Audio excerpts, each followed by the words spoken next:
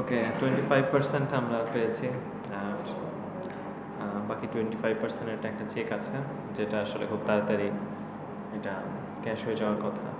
So উইদিনে maximum প্লেয়ারই তো পেয়েছে যতটুকু আমি জানি। দু একজন বাদ আছে কিনা আমি জানি না আসলে, বাট যতটুকু জানি যে ম্যাক্সিমাম পেয়েছে।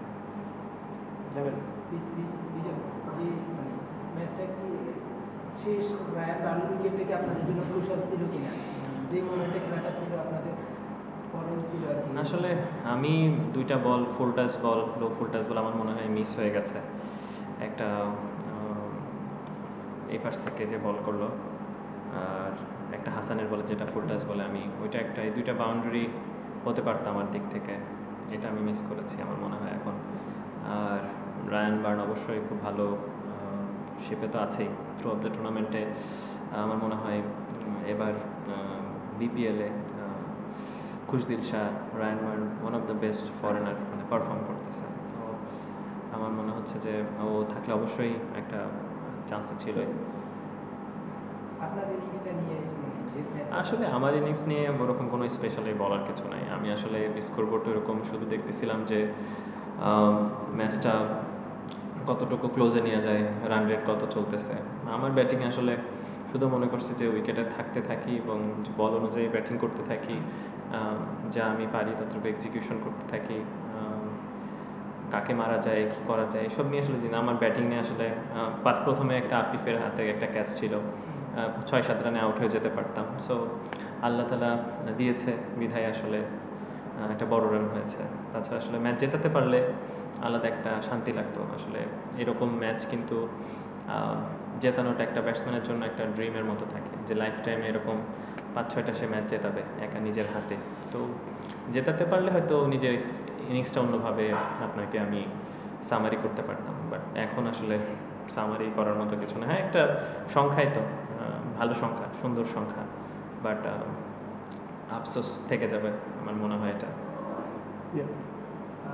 মানে মন খারাপ আছে অবশ্যই বললেনও, এর বাইরে যদি সরিয়ে রাখতেন এটাকে, আপনি পুরো মানে 360 ডিগ্রি ব্যাটিং করছিলেন, যেদিকে মারছিলেন লাগছিলেন এবং এনসিএল টি20তেও আপনি যখন ব্যাটিং করছিলেন দেখছিলাম যে বিভিন্ন আনঅর্থোডক্স শট খেলেছেন। এই শটগুলো নিয়ে আলাদা কোনো প্রিপারেশন আপনি টুর্নামেন্টের আগে নিয়েছেন? হ্যাঁ, আসলে আমরা তো একটা ইনিংস দেখি, বাট তার পিছনে আমাদের যারা বল বয় আছে, যারা থ্রো করে, যারা কোচ আছে, যারা ডোমেস্টিকের সার্কিটে কোচ আছে, যারা আমার পার্সোনাল কোচ আছে, যারা আমার কাছের মানুষ আছে, যারা আমাকে মোটিভ দিচ্ছে, তাদের তো আসলে ধন্যবাদ দিয়ে বলে শেষ করা যাবে না। আমরা সেই সকালবেলা থেকে আমরা যে প্র্যাকটিসগুলো করি, সেটা আপনারা 360 বলেন আর অর্থোডক্স বলেন, বাট এগুলো তো স্কোরিং অপরচুনিটি এক একটা ব্যাটসম্যানের জন্য। সো আমার মনে হয়েছে সবসময় যে আমি যখন কাভার দিয়ে খেলতে পারছি, আমি পুল খেলতে পারছি, আমি সোজা খেলতে পারছি, আমি যখন আফটার পাওয়ার প্লে আমি কীভাবে বাউন্ডারিজগুলো বের করতে পারি,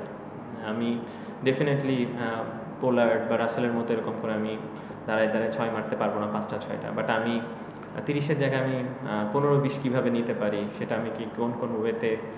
সো আমার সেঞ্চুরির জন্য আমি অবশ্যই আমার কোচকে, আমার একটা বন্ধুকে ধন্যবাদ দিতে চাই, যে সবসময় আমার পাশে ছিল, পাশে আছে, এবং সে আমাকে সবসময় মোটিভেশন দেয় এবং খুব খুব খুব পজিটিভ ওয়েতে এবং আমাকে সাপোর্ট করে। তো আমি আজকে সেঞ্চুরিটা আমার পছন্দের এবং ভালোবাসার মানুষ বিপ্লব ভাই, উনি নওগাঁতে থাকেন, আর আমার কোচ, আমার বন্ধু মাসুদ, এই দুজনকে অবশ্যই ডেডিকেট করতে চাই। দেখছি যে আপনাদের ওপেনিং স্লটে আসলে মোহাম্মদ হারিস সবসময় থাকছেন, দেশিটা চেঞ্জ হচ্ছে, দেশি ক্রিকেটারটা চেঞ্জ হচ্ছে, কিন্তু হারিস কিন্তু আসলে এখন পর্যন্ত তেমন কিছুই করেনি। এক ম্যাচে 30 ক্রস করেছে, বা 7 উইকেটে 30-এর কম, এবং তার স্ট্রাইক রেটে খুব বেশি এমনও না। তো আসলে দেশিদের উপর আপনারা ইনভেস্টটা করতে চাচ্ছেন না, দেশিদের বদলাচ্ছেন, কিন্তু তাকে রেখে দিচ্ছেন, মানে সে তো এক্সপিরিয়েন্স মিট করতে পারছে না। এখন কি তাকে নিয়ে আসলে সেকেন্ড থ্রোতে যাবেন কি? আপনি কাকে খেলাবেন? আপনি দেশিদের তো সুযোগ তো দেওয়া যেত। কে, নাম কি? সাব্বির। ওকে, ভালো খেলছে? ওকে, আসলে ঠিক আছে, এটা আমরা টিম ম্যানেজমেন্টের সাথে কথা বলবো। আমি তো একাই রেসপন্সিবিলিটি নাই, আমি আসলে টিম ম্যানেজমেন্ট জানাই, আমাকে কোচ জানায় এবং সবাই মিলে। এবং হ্যারিস কিন্তু লাস্ট পিএসএল যেটা ওদের যে ডোমেস্টিক সার্কিটে, ও কিন্তু ম্যান অফ দ্য টুর্নামেন্ট হয়েছে, ফিল্ডিং, আগে কিপিং। ভালো innings আছে। হ্যাঁ, তো এবং ন্যাশনাল টিমের রিপ্রেজেন্ট করে, ইয়াং ছেলে। সো সেই ক্ষেত্রে কিন্তু আমরা অবশ্যই অপরচুনিটি, এবং আমাদের স্টার্টিং যেরকম দরকার হয়, একটা টপ অর্ডারের ক্ষেত্রে অনেক সময় টিমের কিন্তু ডিমান্ড করে না যে একটা টপ অর্ডার 20 ওভার পর্যন্ত খেলবে। 5 ওভারে 50 রান হয়ে গেছে, 6 ওভারে 65-60 রান হয়ে গেছে, বা 45 রান হয়ে গেছে, এটাও কিন্তু অনেক সময় অনেকে চায়। সো হ্যারিস যেগুলো খেলছে কিছু কিছু নিয়ে, আজকেও যেমন জিসানের সাথে একটা 50 রানের একটা পার্টনারশিপ হয়েছে। সো হচ্ছে ডেফিনেটলি আপনি যার কথা বললেন সাব্বির, সে অবশ্যই ডোমেস্টিকে লাস্টে এনসিএলে ভালো খেলেছে, আবার ফার্স্ট ক্লাসও ভালো খেলেছে, এবং ওই জন্য সে সুযোগও পেয়েছিল 2টা ম্যাচে, একটা ম্যাচে। সো ডেফিনেটলি আসলে সেক্ষেত্রে সুযোগ কাজে লাগানোটা খুব জরুরি হয়ে যায় কিছু কিছু জায়গাতে, যে একটা অপরচুনিটি, 2টা অপরচুনিটি পেলে যেন কাজে লাগাতে পারে। আশা করি সুযোগ আসলেও যেন কাজে লাগাই। আপনি নিজেও তো আসলে ওপেনিংয়ে খেলেন। আসলে জিসানকে পিছনে ব্যাটিং করানো একটু আমার জন্য ডিফিকাল্ট অ্যাজ এ ক্যাপ্টেন। আমি যদি এটা আমার চয়েস আমি মনে করি যে, এবং জিসান পাওয়ার প্লেতে যথেষ্ট ভালো মানে আমরা দেখে আসছি, এবং আশা করি ও ফিউচারেও ভালো করবে। আর হ্যারিস তো ডেফিনেটলি টপ অর্ডারে ব্যাটিং করে। আর আমি গেমটাকে বড় করতে পারবো যতটা না ওরা আসলে হেল্প করতে পারবে টিমকে। তা আমি যতক্ষণ উইকেটে থাকি ম্যাচটাকে বানানোর চেষ্টা করি, গেমটাকে যেভাবে যাচ্ছে সেটা আমাদের দিকে নিয়ে আসা যেভাবে হোক। কিছু সময় ফেল করি, কিছু সময় হয়, বাট আমি গেমটাকে as a captain, as a build করার ট্রাই করতেছি, এবং আমি মনে করি আমি আমার ডিউটিটা হয়তো কিছু হলেও ট্রাই করছি, চেষ্টা করছি আর কি। টপ রান আপনার না, ব্যাপারটা আসলে টপ রান দিয়ে আসলে অনেক সময় অনেক কিছু হয় না। আমি একটা এক্সাম্পল আপনাকে দিই, নুরুল হাসান সোহানের কথা বলি। জাস্ট কথা বলছে, যেহেতু গল্প হচ্ছে সেহেতু আর কি বলা, যে দেখেন ও কিন্তু হয়তো 100 রানও করে নাই, বাট ওর যে কন্ট্রিবিউশন 1 ম্যাচে, 2 ম্যাচে, 3 ম্যাচে 10 বলে 20 রানের কন্ট্রিবিউশন, এটা কিন্তু ম্যাসিভ। আমাকে অনেক সময় আসলে হাইস্ট রান টেকার হইতে হবে না, একদম পারফেক্ট টাইমে আমি বলটা কীভাবে করে দিলাম, টিমকে ডেলিভার করলাম, এটা অনেক ইম্পর্ট্যান্ট হয়ে যায়। আমি 5 বলে 10 রানের ইনিংসটা কতটুকু ভাইটাল হয়ে গেল। সো অনেক সময় অনেক ছোটো ছোটো বিষয়গুলো আমরা ভুলে যাই, ম্যাটার করে না, বাট ওইগুলো কিন্তু অনেক ম্যাসিভ টিমের জন্য কাজে লাগে। তো আসলে আমার কাছে অনেক সময় এখন বড় হচ্ছি, শিখছি, দেখছি, তখন মনে হচ্ছে যে আসলে ইনিংসগুলো কীভাবে টিমের জন্য কন্ট্রিবিউশন করা যায়, টিমকে জেতানো যায়, টিমকে এক ধাপ আগায় দেওয়া যায়, এই জিনিসগুলো কিন্তু আসলে এক্সপিরিয়েন্সের সাথে সাথে কাজে আসে। তা আমি মনে করি যে ছোটো ছোটো ইনিংসগুলো অনেক ভাইটাল হয়ে যায় অনেক সময়, এবং আমাদের টিমও চেষ্টা করছে, কেউ কেউ ফেল করছে, কেউ কেউ সাকসেস হচ্ছে, বাট দিস ইজ লাইফ। মনে করি অভিনন্দন আপনাকে সেঞ্চুরির জন্য, ভালো একটা ম্যাচ আমার প্রশ্নটা হচ্ছে যে আপনি যেটা বললেন সোহানের কথা, এরকম আমরা আমাদের লোকাল প্লেয়ারদের কাছ থেকে আরো বেশ কিছু ইনিংস আমরা দেখেছি। অবশ্যই। ফার্স্ট ম্যাচের কথা যদি বলি, সেই সিরিজ 94 থেকে শুরু করে আজকে 100, সবকিছু মিলে এবার লোকাল প্লেয়ারদের কাছ থেকে আমরা কিছু অ্যাটাকিং ইনিংস দেখছি। এটা যেমন positive, at the same time আপনার কি মনে হয় যে মানে বিদেশি ক্রিকেটার, বড় ক্রিকেটার না থাকার একটা সুফল এটা, বা অথবা বড় ক্রিকেটার থাকলে আরো বেশি কিছু তারা শিখতে পারবে, এই জিনিসটা আপনি কিভাবে দেখেন? ওকে, আপনি থ্যাংক ইউ। আসলে আমি খেলাটাকে খুব ছোট্টভাবে এবং খুব নিখুঁতভাবে অবজার্ভ করার ট্রাই করি।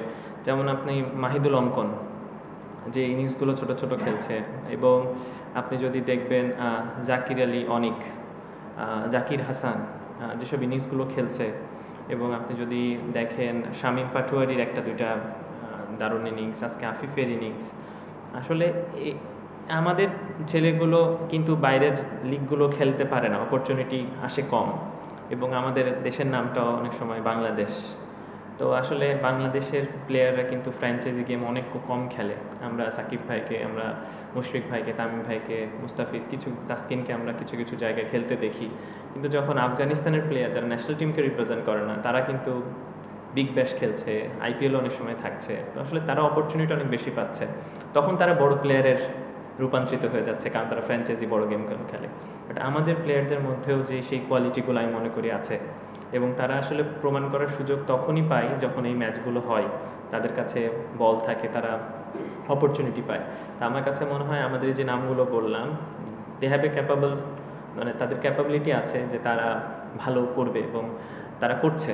এবং আমি মনে করি ট্যালেন্টের থেকে পারফর্মার সবসময় অনেক বেশি জরুরি একটা টিমের জন্য। So I am talent, but আমি পারফর্ম করছি না টিমের জন্য। সো আমার মনে হয় আমাদের এই ছোটো ছোটো ইনিংসগুলো যদি বড় করতে পারে, কনসিস্টেন্ট হতে পারে, তা আমার মনে হয় আমাদের এই নামগুলো বলছি এইগুলোই আসলে সোহান, সো এই নামগুলোই আসলে বড় প্লেয়ার আকারে রূপ নিবে। অবশ্যই বিপিএলের কিছু স্লট থাকে, এটা আমরা সবাই জানি যে আইপিএল ফ্র্যাঞ্চাইজি লিগ এত বেশি হয়ে গেছে, সেখানে আসলে অনেক প্লেয়ার আসেও না, সুযোগও হয় না। তো সব মিলিয়ে আমি মনে করি এরা দারুণ ক্রিকেট খেলছে এবং আশা করি এরা কন্টিনিউ করবে, তাদের নিজেদেরকে বড় হিসাবে আসলে তুলে ধরবে। Last question Piyal. আপনি যেমন টপে আছেন, এই ম্যাচের আগে আপনাদের আগের ম্যাচে ইয়াসিরও টপে ছিল রান হাইস্ট উইকেট টেকার, তার মানে আপনাদের হচ্ছে ইন্ডিভিজুয়াল পারফরমেন্স ভালো। কিন্তু আপনি ওই যে বললেন যে ছোট ছোট কিছু পারফরমেন্স, আপনার কাছে কি মনে হয় ছোট ছোট পারফরমেন্সটা গুরুত্বপূর্ণ মোমেন্টে আপনাদের ক্রিকেটাররা দিতে পারছে না বলেই একটু সমস্যায় আছেন আপনারা? আসলে সত্যি বলতে যে আমাদের কিন্তু বিপিএল যদি ধরেন, আমাদের টিমে হাতে কোনো 5-6টা প্লেয়ার আছে যারা বিপিএলে লাস্ট 5 বছর নিয়মিত ম্যাচ খেলেছে। মানে এরা কিন্তু একদমই বিপিএলটাকে নতুন। আপনি যদি ধরেন আপনি জিসানের কথাই বলি, জিসান কিন্তু ফার্স্ট, হ্যারিস কিন্তু এবার বিপিএলে প্রথম। আপনি তারপরে যদি ধরেন আকবর কিন্তু এখনও নিয়মিত বিপিএলে খেলেনি। এরপরে আপনি যদি ধরেন অন্তর, শফিউল ভাই বা মুরাদ, যারা যারা আছে, তো এরা কিন্তু আসলে নিয়মিত খেলেনি। সো আমি আশাও করবো না যে এইরকম একটা মানে টিমকে নিয়ে আমরা 7-7টা জিততে পারবো। এটা কিন্তু রিয়েলিটি, আমি যেটা রিয়েলিটি আমাদের, হ্যাঁ আমাদের যারা যে 3টা ম্যাচ আমরা জিতেছি দারুণ পারফর্ম করেছে। আমরা হয়তো 3টার জায়গায় আমরা আজকে যদি জিতে থাকতাম 4টা, 8-4 কিন্তু লুকস গুড, খারাপ হতো না। আপনি যদি ধরেন যে পেন অ্যান্ড পেপারে ঢাকা টিমকে দেখেন, আপনি খুলনা টিমকে দেখেন, আপনি যদি চিটাগং টিমকে দেখেন, আপনি সিলেট টিমকে দেখেন, হিসাব করলে কিন্তু অনেক বেটার সাইড তারা, সত্যি বলতে। তাসকিন যদি বাদ দিয়ে আমাদের বোলিং ইউনিটটা কিন্তু এরকম স্ট্রং না, এটা কিন্তু সত্য, যেটা সত্য। কিন্তু আমাদের তারপরেও যে তারা কন্ট্রিবিউট করছে, তারা বেস্ট এফোর্ট বের করে দিচ্ছে, তারা চেষ্টা করছে, হাঙ্গার। আপনি জিসানের বোলিংটা দেখতে পারি, আপনি সানজামুলের বোলিংটাও কিন্তু অসাধারণ। লাস্ট ম্যাচে মৃত্যুঞ্জয় দারুণ বল করছে। তো ছোটো ছোটো ওরাও কিন্তু কন্ট্রিবিউট করছে, এমন না যে করছে না। সো আমি আমার টিম নিয়ে যথেষ্ট হ্যাপি, মানে এই টিম নিয়ে আমি যথেষ্ট হ্যাপি। হয়তো বা আরও বড় নাম থাকলে বা আরও কিছু প্লেয়ার থাকলে হয়তো আরও একটু বেটার হতো, বাট হয়তো বা আমরা ঢাকার মতো রেজাল্ট হতে পারতো যে 8টা একটা মাত্র জিতেছে, সিলেটের মতো হতে পারতো। সিলেটে কিন্তু স্টার কিন্তু যথেষ্ট আছে। সো আমি মনে করি আমার টিম নিয়ে আমি যথেষ্ট খুশি। হয়তো 3টার জায়গায় 4টা উইন থাকলে জিনিসটা ডিফারেন্ট লাগতো, হয়তো আমার পয়েন্ট টেবিলে আজকে 4-এ থাকতাম। সো দ্যাটস ইট, আমি মনে করি। Thank you. থ্যাংক ইউ, আসসালামু আলাইকুম।